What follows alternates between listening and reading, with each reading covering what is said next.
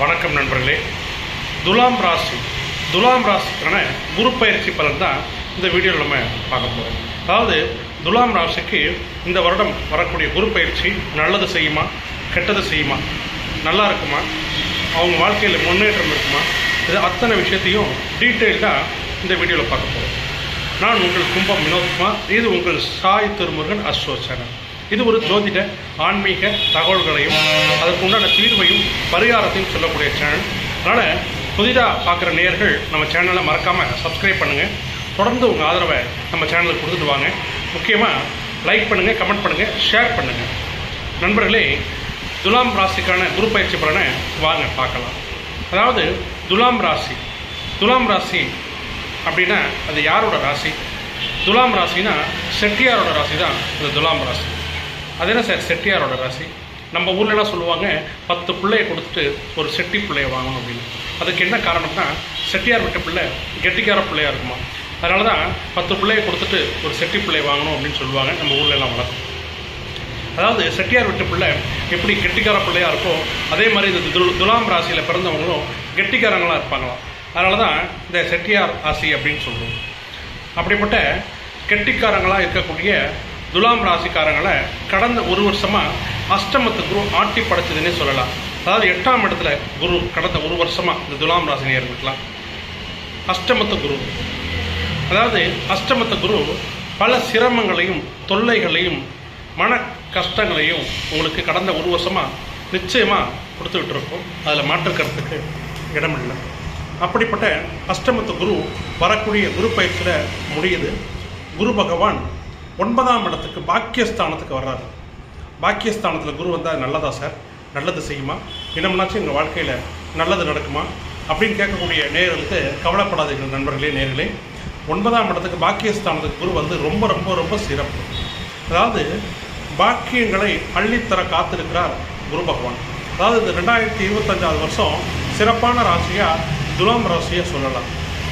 ஏன் அப்படின்னா, வரக்கூடிய குரு பயிற்சியும் ராகு கேது பயிற்சி, சனி பயிற்சி, இந்த 3 பயிற்சியுமே துலாம் ராசிக்காரங்களுக்கு ரொம்ப சாதகமான பயிற்சியாக, நல்ல பலன்களை வரக்கூடிய பயிற்சியாக அமையப்போகுது, நடக்க போகுது.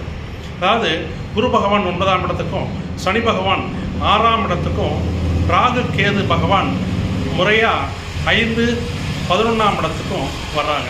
இந்த 3 பயிற்சியுமே உங்களுக்கு ரொம்ப சாதகமான பயிற்சி தான். அதனால் 2025 வருஷம் துலாம் ராசிக்காரங்களுக்குலாம் திருப்பு முனைன்னு சொல்லலாம். அதாவது டேர்னிங் பாயிண்ட், அவங்க லைஃப்பில் ஒரு டேர்னிங் பாயிண்ட்டாக இருக்கும் இந்த 2025 வருஷம்.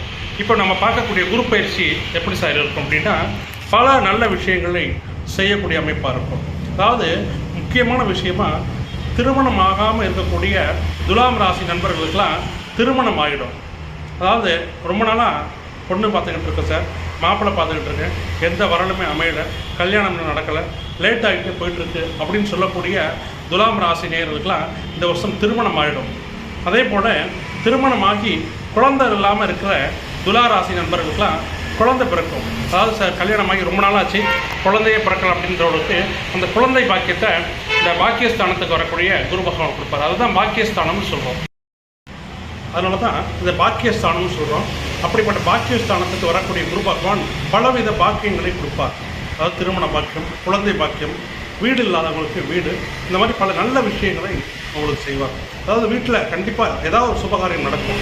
அதாவது திருமணம், காது குத்து, சடங்கு, நிச்சயம், கெடாவெட்டு, இது போன்ற பல நல்ல விஷயங்கள் உங்கள் வீட்டில், துலாம் ராசி நேயர்கள் வீட்டில் இந்த வருஷம் கண்டிப்பாக நடக்கும்.